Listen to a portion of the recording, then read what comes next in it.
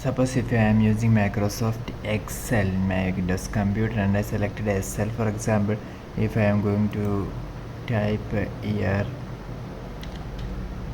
hello HELL in full capital letter, and suppose if I want to change the format of this cell, then I will go to my computer keyboard, and there you can see this is the control key and this is the one key. So if you press the control key and one key, these two keys at the same time, then here comes the format cells options.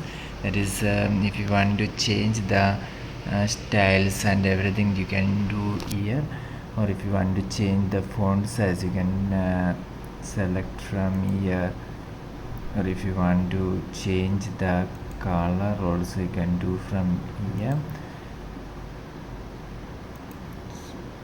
So whatever you want, after selecting this, if you type this press this control and 1, and after that if you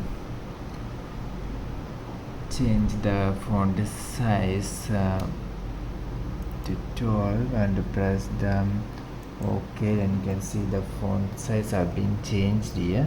And suppose if you want to select this, and after that you press the control and 1 key, and if you change the font style, then also you can see that the font will also change. So you can see the font have been changed. For more videos you can subscribe. Thank you.